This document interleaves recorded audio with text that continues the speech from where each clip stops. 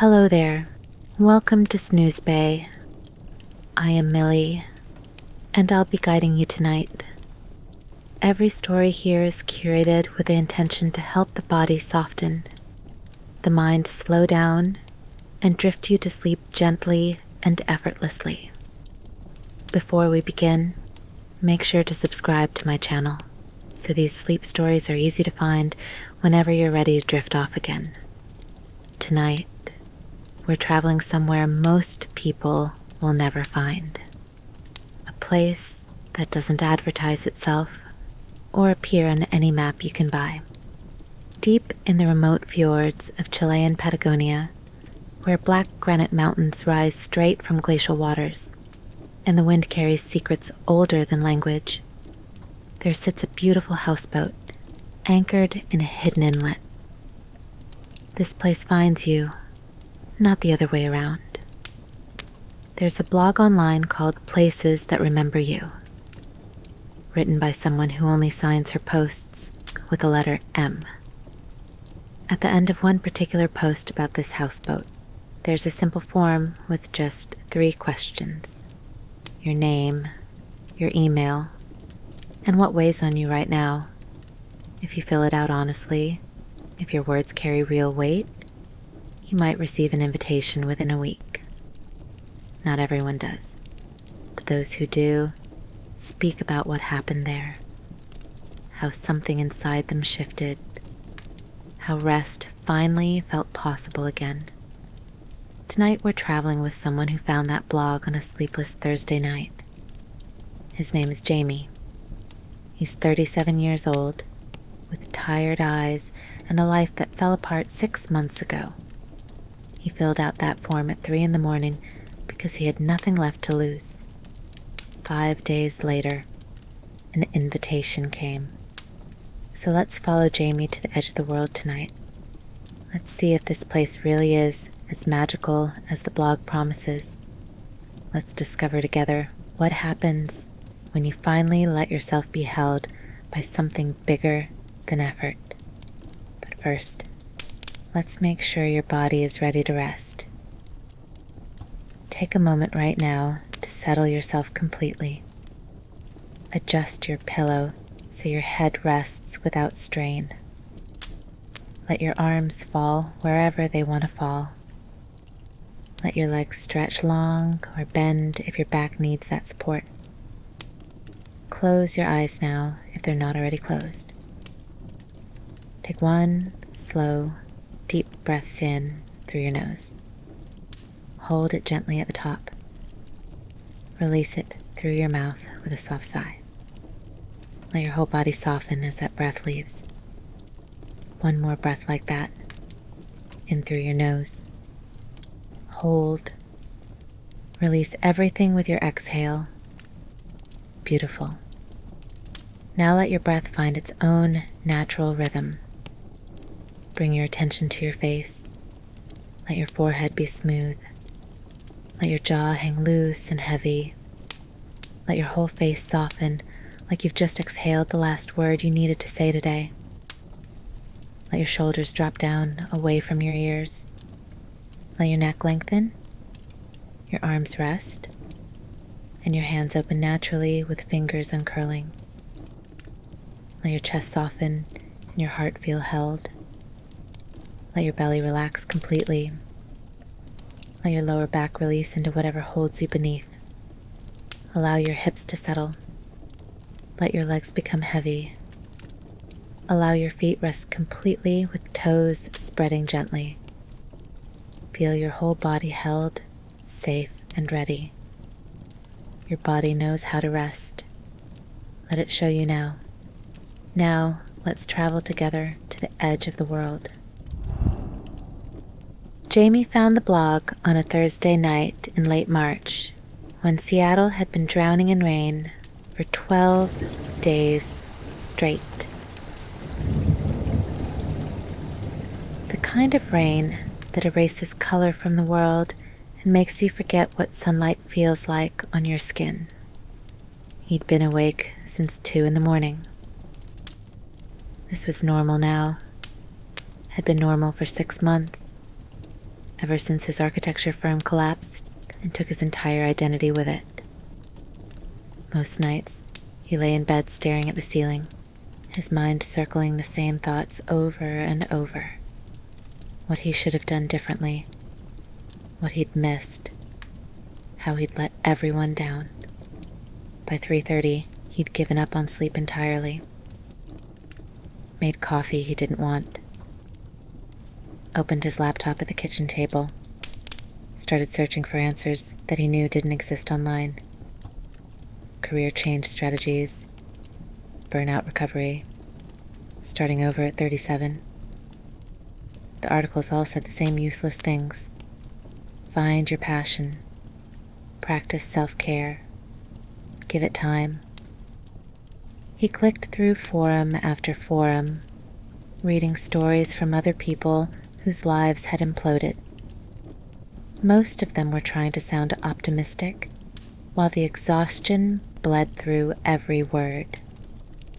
Someone had commented on a thread about recovering from professional failure. Their comment was simple. I found rest at a place I never would have looked for.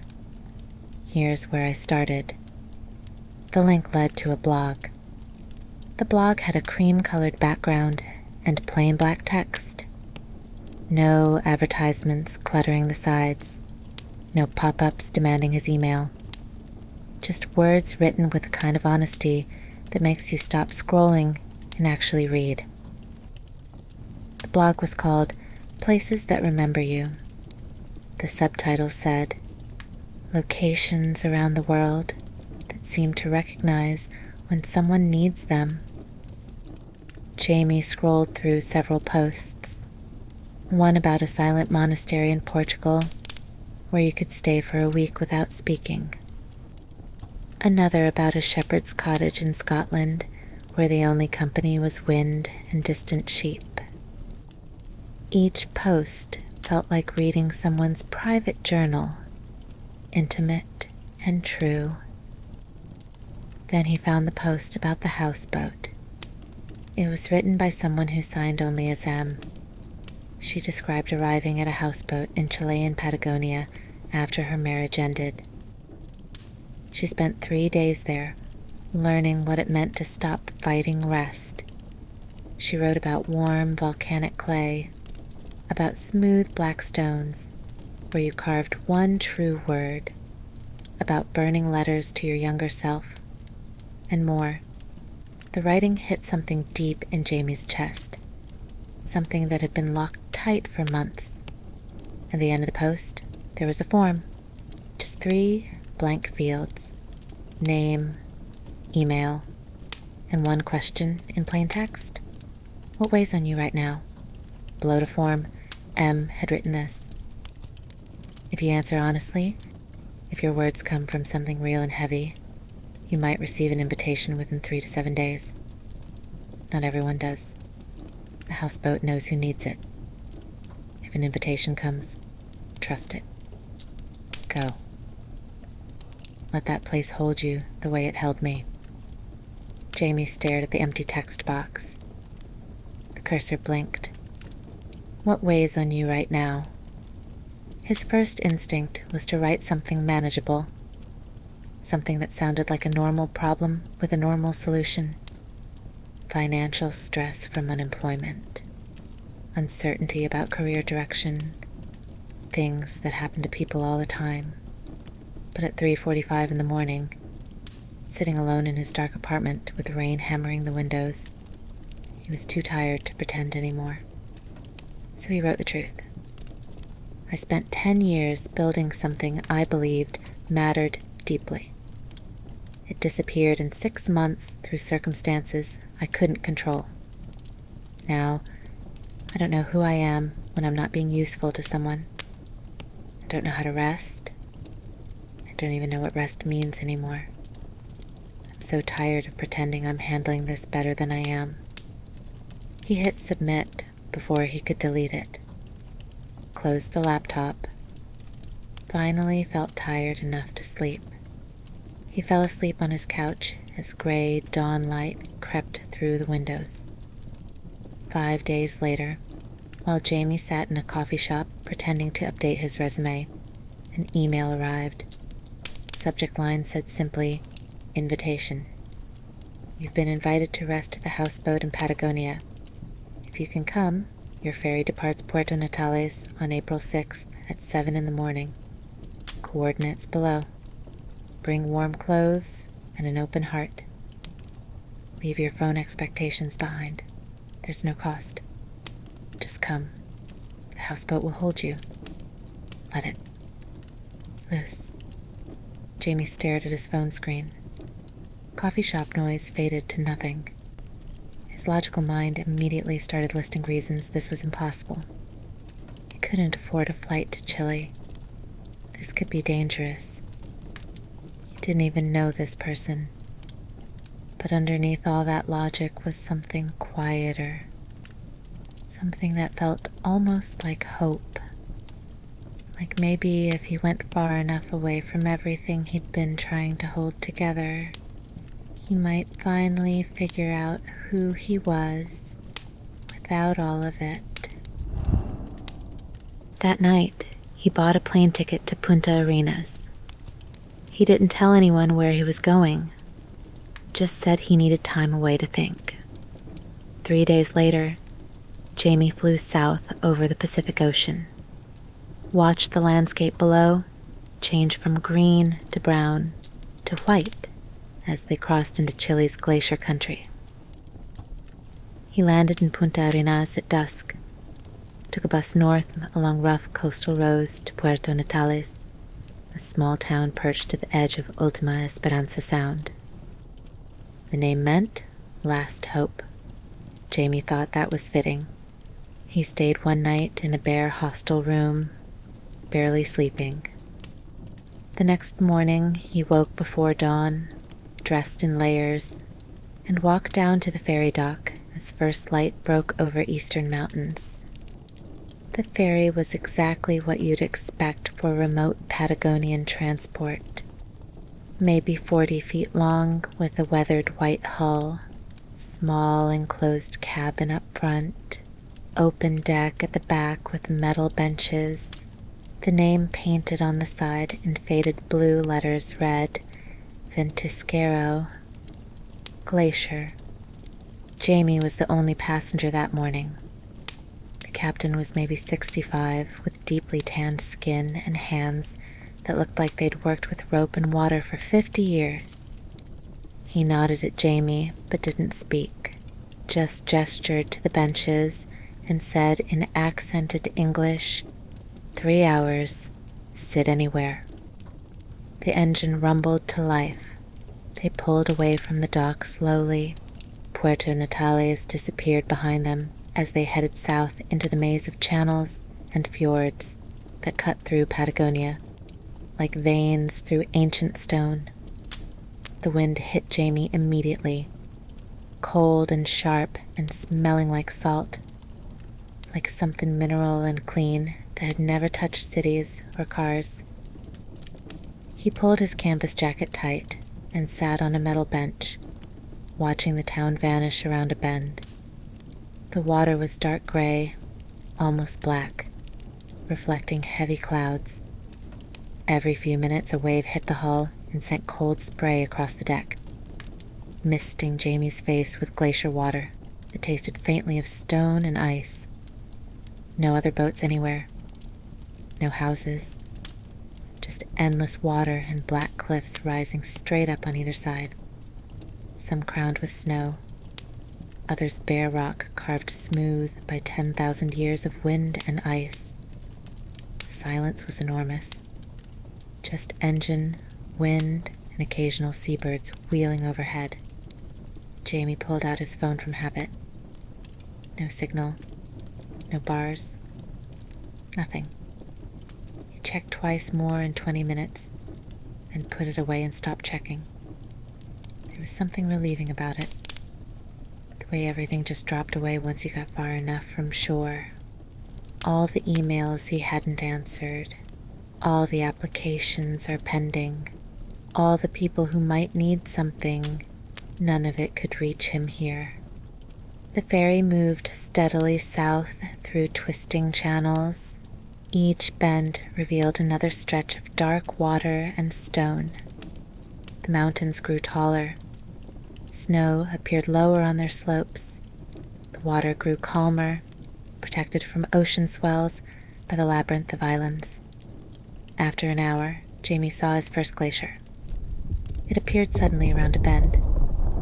A massive wall of blue-white ice hangs between two peaks, like a frozen river caught mid-flow.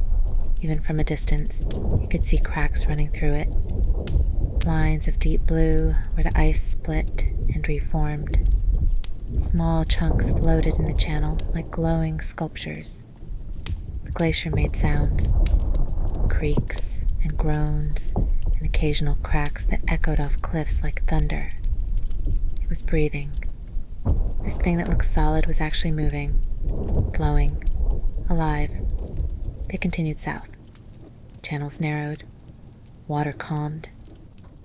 Jamie's hands were cold despite gloves, his face numb from wind, but he didn't go inside. He wanted to feel this. Wanted the cold and wind and enormous silence to press against him until the noise inside his head finally went quiet. 2.5 hours into the journey, the ferry rounded a sharp bend between two towering cliffs. The channel opened suddenly into a protected inlet, maybe half a mile across.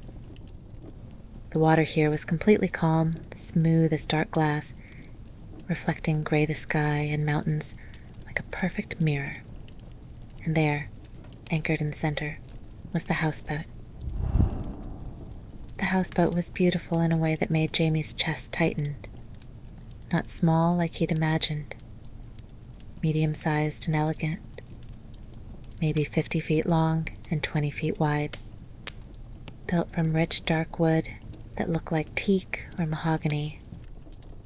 Weathered smooth by years until it glowed with a deep, honeyed color. The hull sat low in the water, painted deep forest green below the waterline.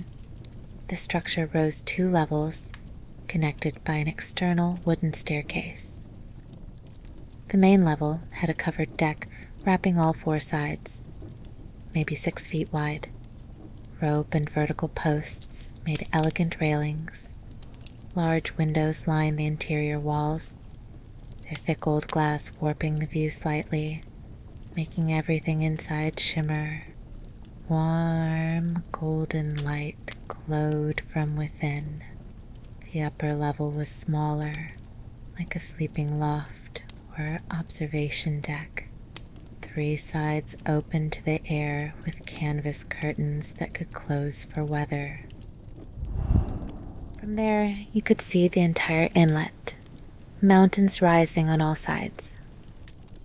Water reflecting light even on gray days.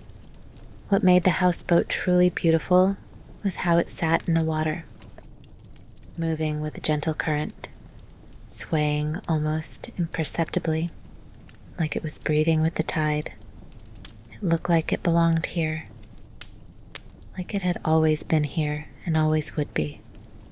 A float and dock extended from the starboard side, weathered wood planks rising and falling with water. And standing on that dock, hands in pockets of a worn teal canvas jacket, was a woman. She looked exactly like someone who'd spent years in wild places, learning to hold space for broken things. Mid-50s, with skin the color of teak from sun and wind. Dark brown hair streaked with silver, pulled back in a loose knot. Deep brown eyes that held the kind of calm that comes from watching hundreds of people arrive exhausted and leave lighter. Lines around her eyes and mouth from squinting and smiling. Strong shoulders. Hands that looked like they knew how to tie knots and build fires and hold someone steady. The captain cut the engine. Let momentum carry them to the dock. The sudden silence was shocking. Just wind and water and soft wood creaking against rope. Made it, the woman said as Jamie stood, Her voice was warm and direct. She reached out a hand to steady him as he stepped from ferry to dock. Her grip was strong, palm rough with real calluses. "Yeah," Jamie said, finding balance on the floating dock. "Wasn't completely sure I'd come until I was on the plane." She nodded like she'd heard that 1,000 times. Most people wait until the last second to choose rest. She looked at the captain.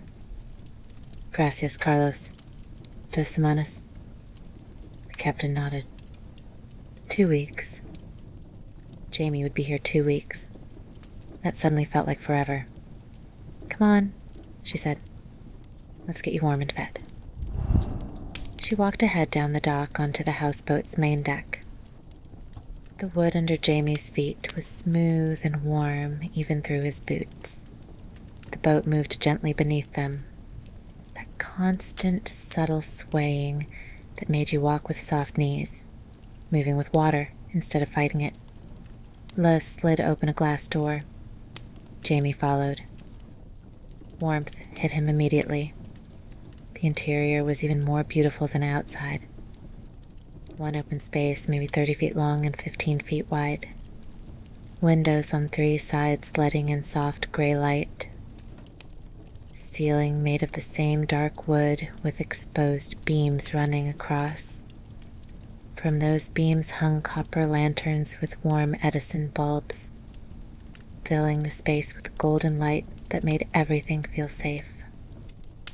The floor was wide plank teak, darkened with age in high traffic areas, glowing honey-colored where sun hit it.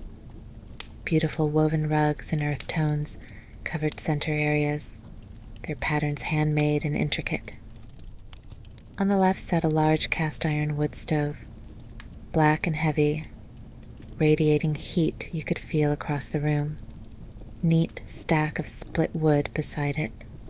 The stovepipe went straight through the ceiling. In the center was a low wooden table, handcrafted from a single piece of wood that still held the tree's natural edge. Large floor cushions surrounded it, covered in canvas and wool in colors like charcoal, rust, and cream. Big enough to sink into. The right side held the kitchen. Small, but perfectly organized.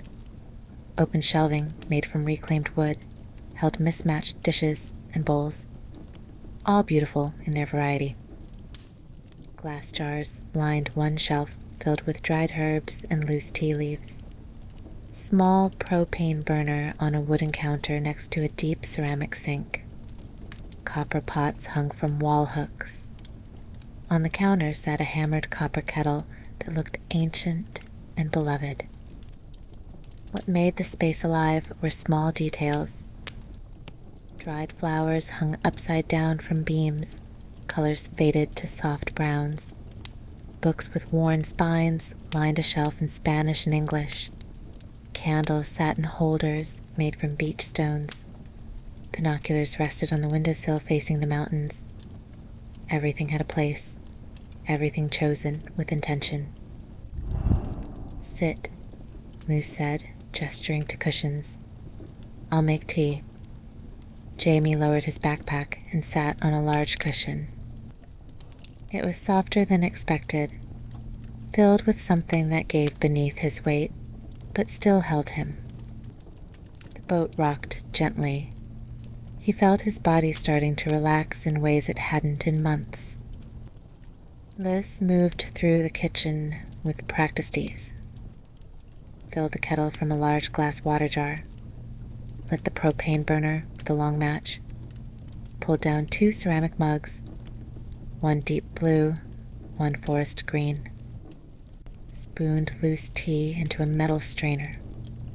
The leaves looked dark and twisted, smelling like earth and mint and something faintly sweet. While water heated, she pulled 2 thick wool blankets from a trunk beneath the window and handed one to Jamie. "You're still cold from the ferry." He wrapped it around his shoulders. It smelled like wood smoke and clean wool. Combined with the stove's warmth, He could feel his body finally releasing the cold that had settled into his bones. The kettle whistled low and soft. Luz poured steaming water over tea leaves. The smell intensified, filling the space with something that reminded Jamie of forest floors after rain and mountain meadows and safety. She carried both mugs to the table and sat across from him, movements easy and unhurried, like she had all the time in the world. "There are 2 other guests here," Luz said, hands wrapped around her mug. "A woman from Germany and a man from Argentina. They keep mostly to themselves. You'll see them sometimes, but no one has to talk. Some people need silence more than connection." "What do people usually come here for?" Jamie asked. Les looked at him with those calm eyes. "Real rest. Not the kind from sleeping 12 hours. The kind from finally stopping. From letting something other than your own effort hold you up." She sipped her tea. "Most people who find this place have been running on willpower and the belief that trying harder will fix everything. Then something breaks. A job, a relationship, their health, their faith. They realize they don't actually know how to stop. They've forgotten what rest means." Jamie felt something tighten in his chest. "That sounds familiar." "I know," Luz said simply. No judgment. "That's why you received an invitation." They sat in silence, drinking tea, feeling the boat rock. "The water rocks you at night," Luz said.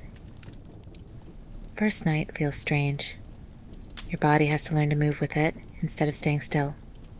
Let it. Don't fight. That's the first lesson everyone learns here. How to let something else move you instead of always being the one doing all the moving." Jamie wrapped both hands around the warm mug. "I'm terrible at letting go of control." "Everyone is," Luz said, something almost like affection in her voice. "That's why you're here. To practice." She stood. "Come, I'll show you your room. Rest before dinner. The ferry takes more out of you than you realize." Jamie followed her to a narrow hallway with 3 doors on each side. Les opened the middle door on the right. The room was small but perfect. Maybe 8 by 10 feet.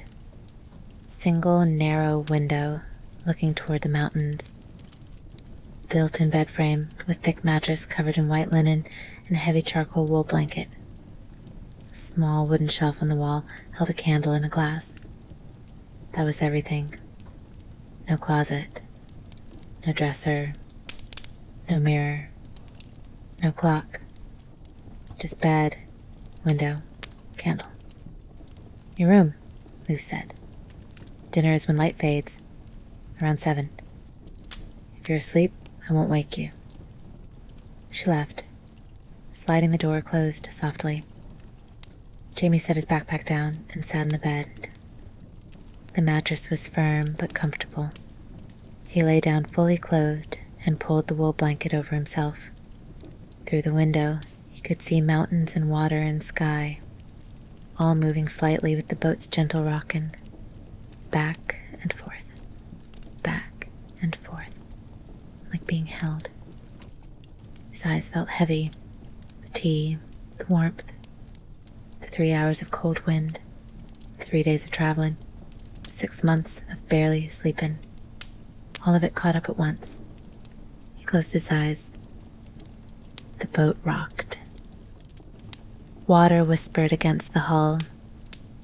For the first time in longer than he could remember, Jamie fell asleep in the middle of the day without fighting it. Jamie woke the next morning to water moving against the hull and a bird calling outside. Light through his window was soft and gray.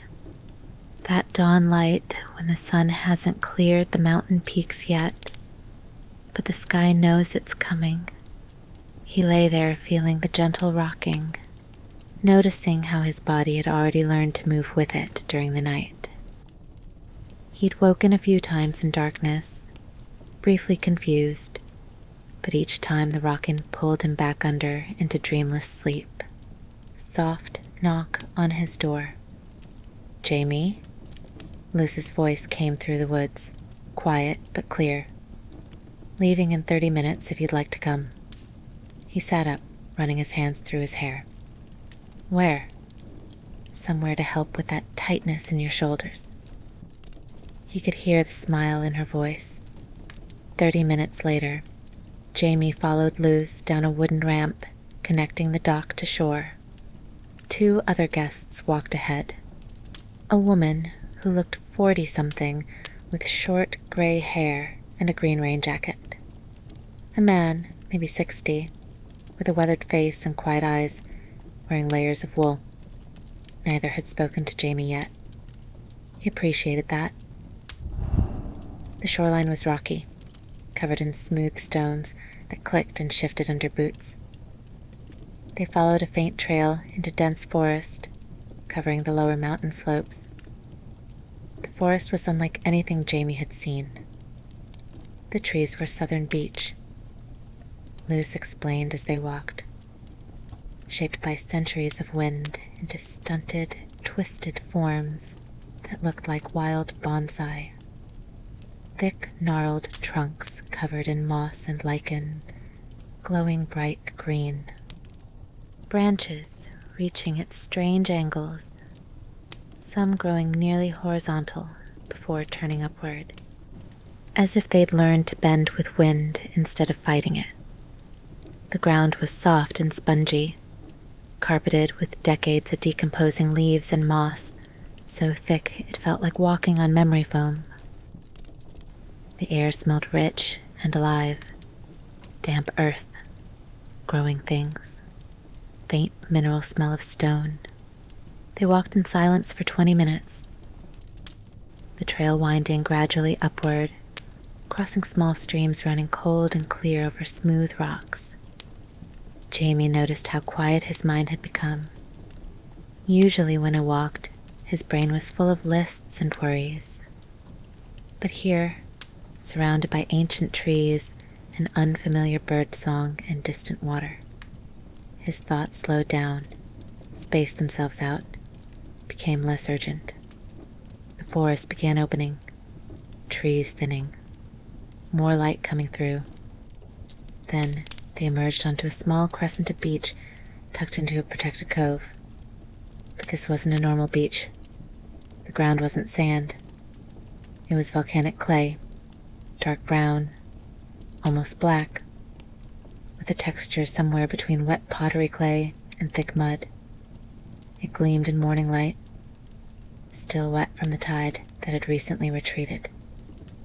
The water at the cove's edge was perfectly still, reflecting gray sky like hammered silver. Steam rose from the clay in gentle wisps, lifting into cool morning air. "The clay here comes from volcanic vents deep underground," Luz said, crouching at the clay's edge. She pressed her hand into it. When she pulled away, the impression stayed perfect and clean. The earth is still warm below the surface. The clay holds that heat, full of minerals, magnesium, sulfur, silica, good for muscles that have been tight too long. The German woman and Argentine man had already removed boots and socks, leaving them at the forest edge. Jamie watched them walk slowly into the clay, feet sinking slightly with each step, clay making soft, sucking sounds.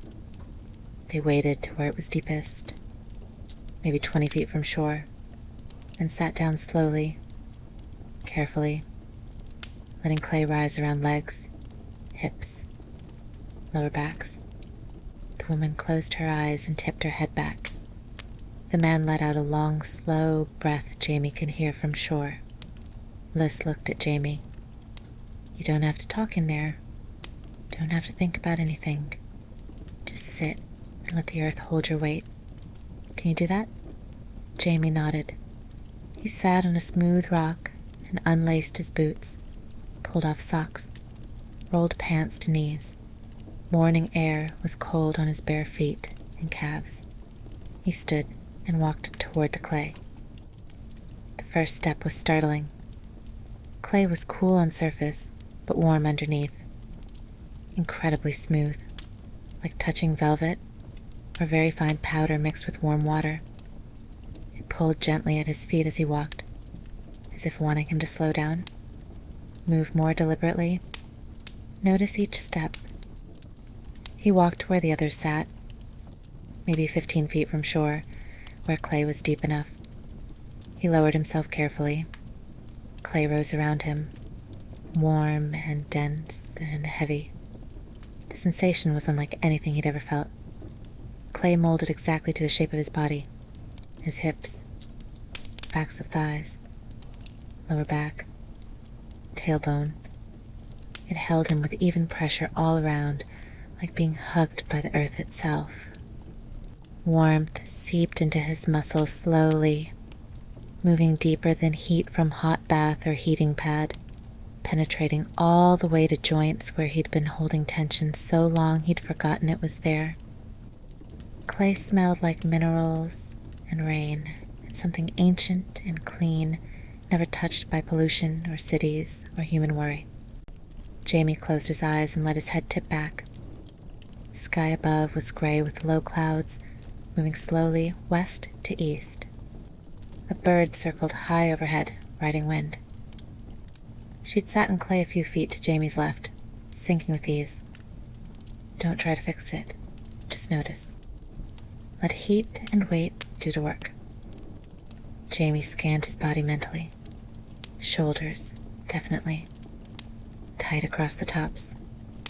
Familiar knot between shoulder blades. Lower back. Dull ache he'd been ignoring. Jaw, clenched even now. He hadn't realized until this moment how much tension he'd been carrying, how much of his body had been braced against something invisible. They sat in silence for a long time, long enough for Jamie to stop tracking time, long enough for his thoughts to slow from racing pace to gentle drift, long enough for heat to work its way deep into hips and lower back, loosening things locked tight since the firm collapsed. The German woman stood first, moving slowly, clay sliding off skin in thick sheets. She waded to the edge where water met clay and rinsed hands and arms, then walked to shore and sat on a rock wrapped in a blanket. The Argentine man followed minutes later, then just Jamie and Luz, sitting in warm volcanic clay as morning light gradually strengthened. You're holding a lot in your shoulders, Luz said quietly. Not judgment, observation.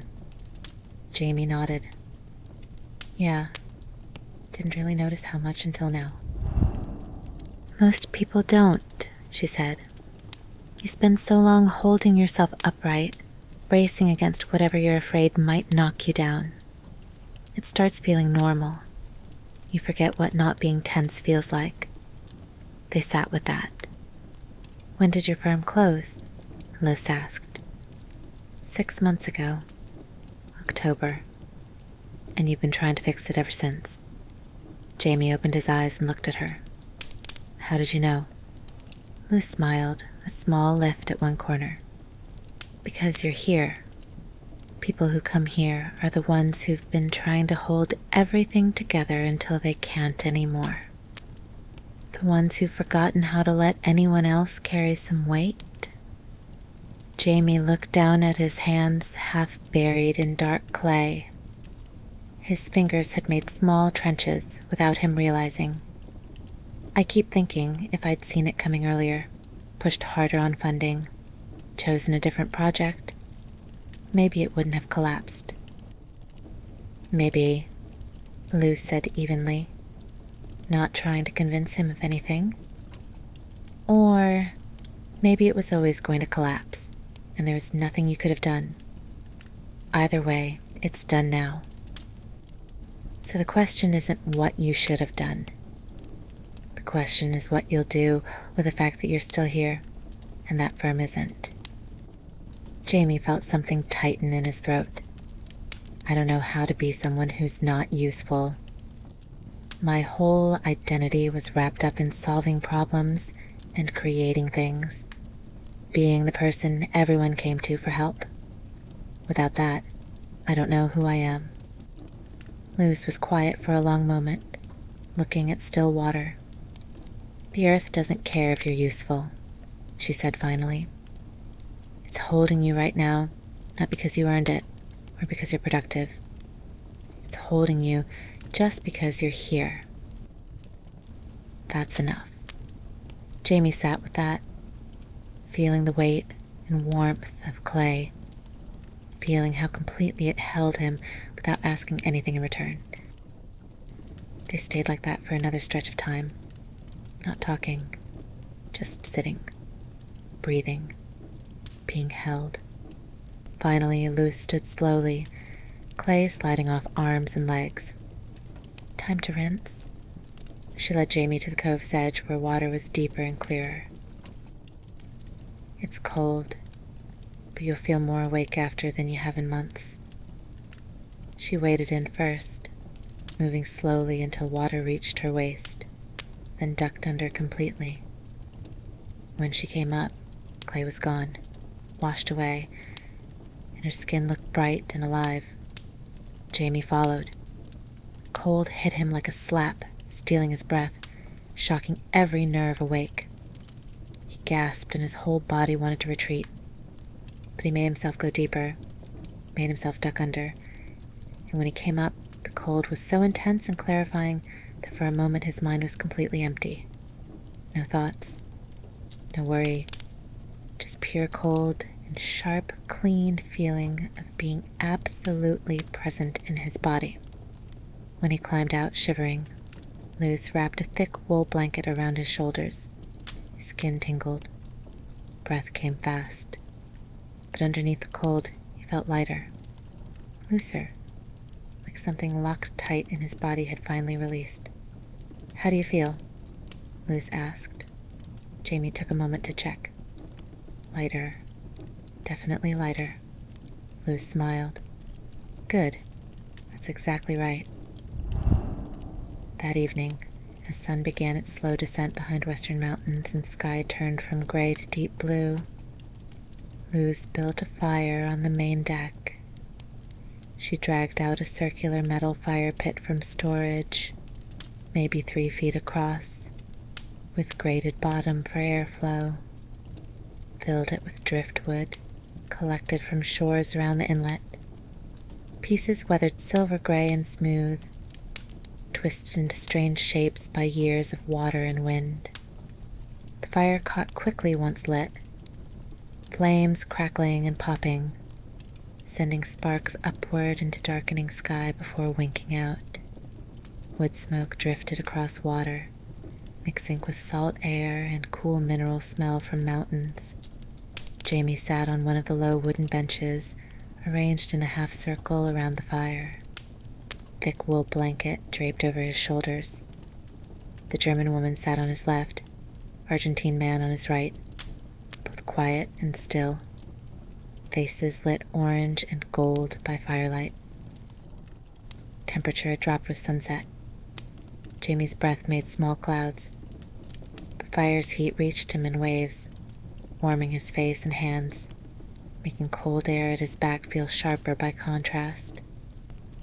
Luz emerged from inside carrying a canvas bag that looked heavy, set it down with a soft thud, then crouched and opened the drawstring top. She pulled out several smooth black stones, each about the size of a large fist or small melon, surfaces worn completely smooth, polished by what must have been centuries of waves and sand and tide. They looked deliberately carved into perfect ovals, but Jamie knew they'd been shaped entirely by water and time. Luz handed one to each person around the fire. The stone was heavy in Jamie's hands, heavier than expected. Cool, despite being near fire. So smooth it almost felt soft. Then she pulled out pieces of white chalk. Thick pieces, the kind used for sidewalk drawings or classroom chalkboards. "Tonight," Luz said, settling onto the bench across the fire from Jamie, "you're going to write one word on your stone. Just one word that feels true right now. One word representing something you're ready to let go of. It doesn't have to make sense to anyone else. It just has to feel right to you." She paused, letting fire crackle between them. "When you're ready, you'll walk to the deck's edge and give that stone back to the water.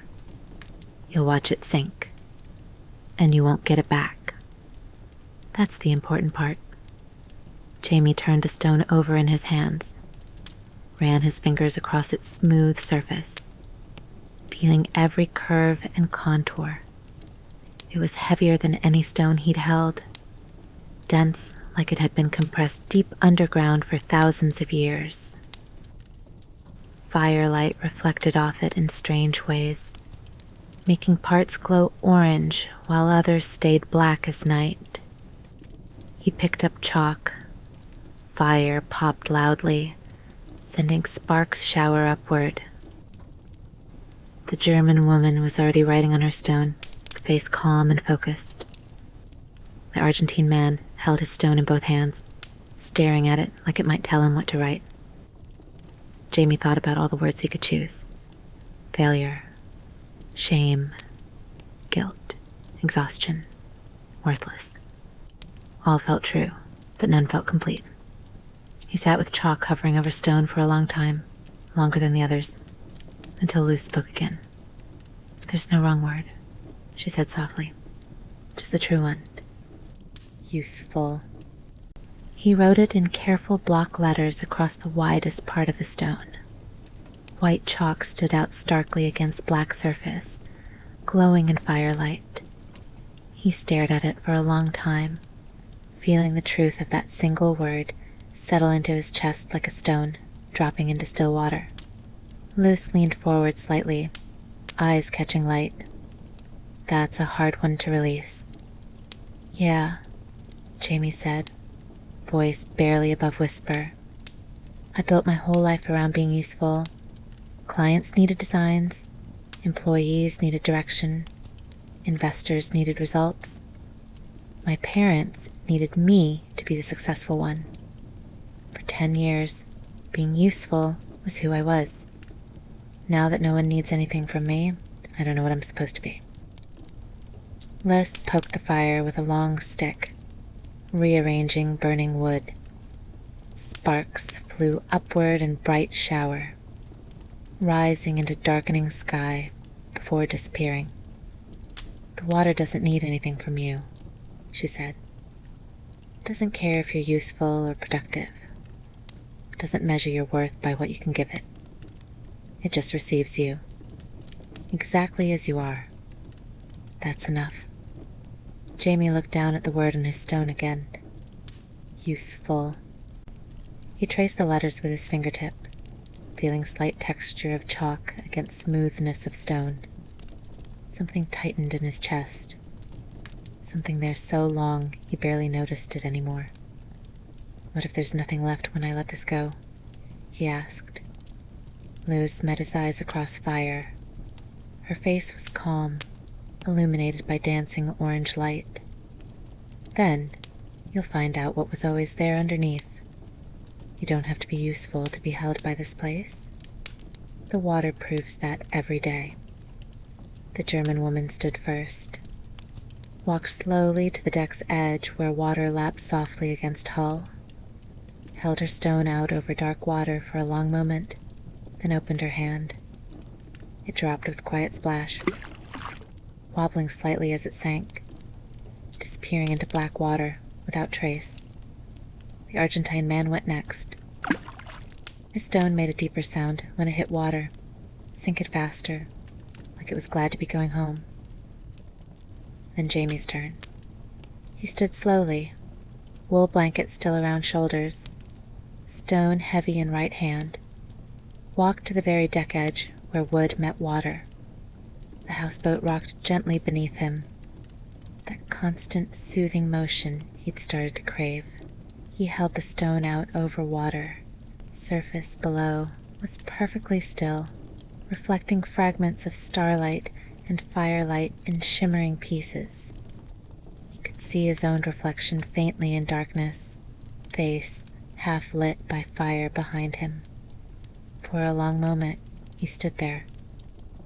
Part of him wanted to keep the stone, carry that word, because at least it was familiar.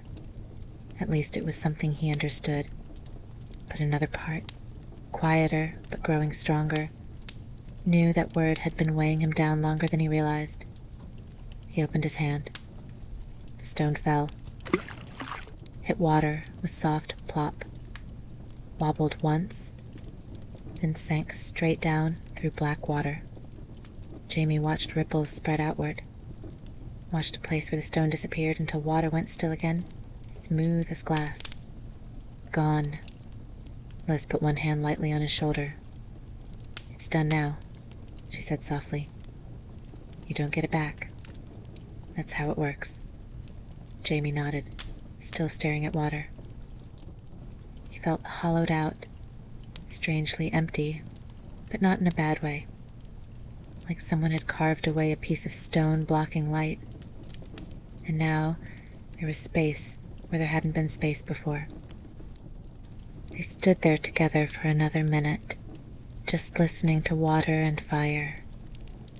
Then Luz squeezed his shoulder once and walked back to tend the coals. The next morning dawned clear. Mountains glowed pink and gold. Jamie woke feeling more rested than he had in months. His body felt looser, lighter. Breakfast was simple but perfect. Sourdough bread toasted on the wood stove, local honey, strong black tea. The 3 guests ate in comfortable silence.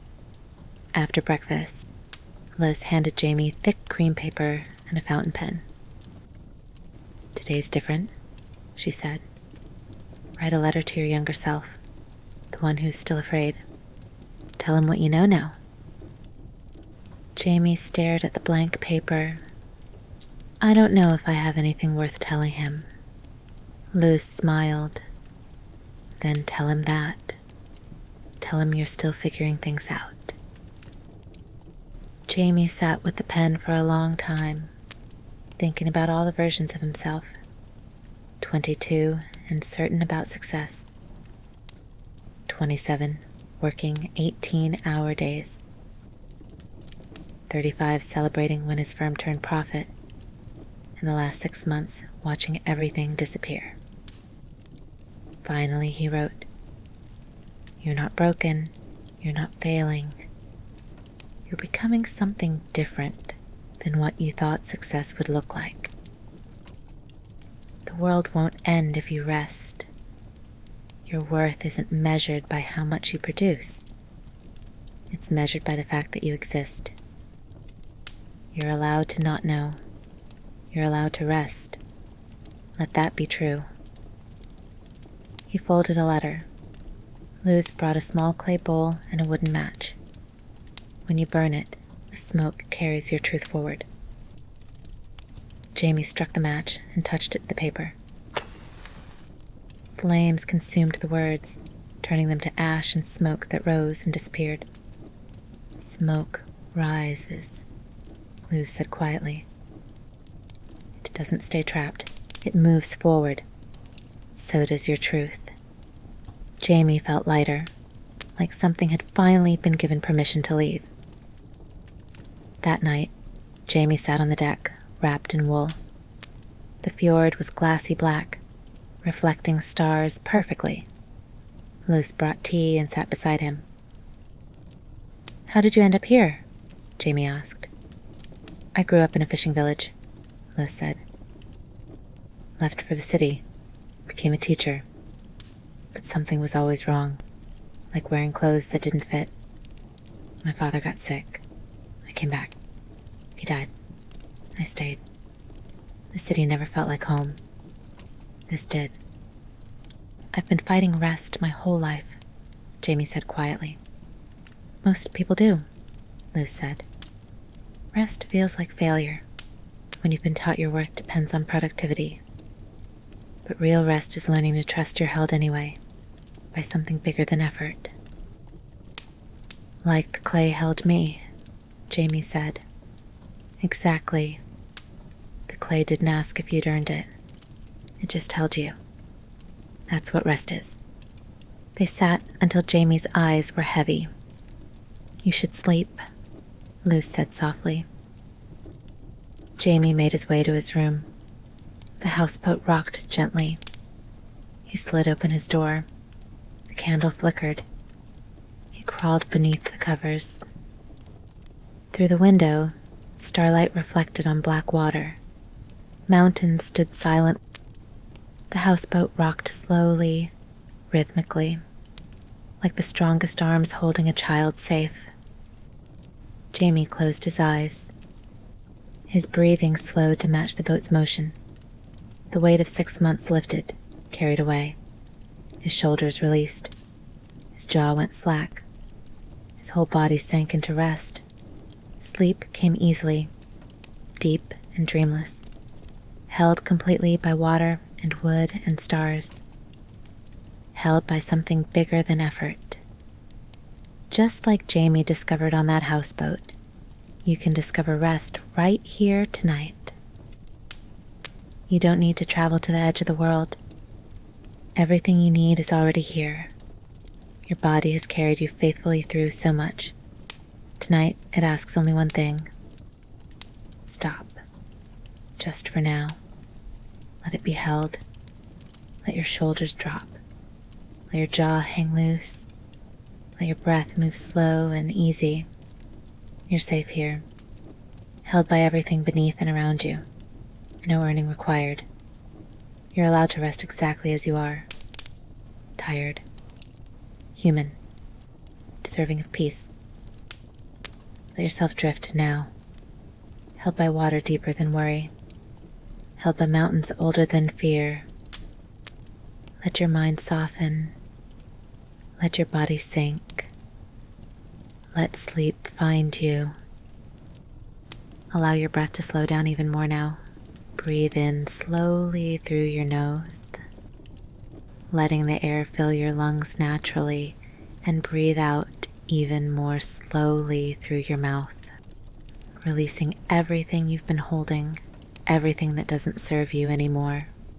Allow your mind to stop working so hard. Stop trying to fix everything. Stop planning for tomorrow. Stop replaying today. Just be here, right now, in this moment, with this breath.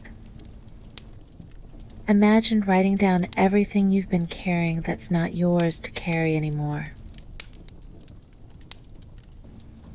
Everything you're ready to release. And watching those words lift off the page and float away. You're safe here in this moment. You're held. You're allowed to let go of everything for just a while. Somewhere above you, stars are shining endless. The world is settling into stillness. And you can finally rest.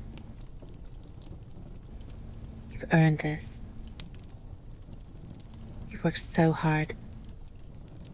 You've carried so much. And tonight, you can just breathe and drift and let sleep find you. Because healing happens in moments like this. In the surrender. In the rest. And you're resting now. Deeply. Safely. Completely. Sleep well, friend. You're exactly where you need to be.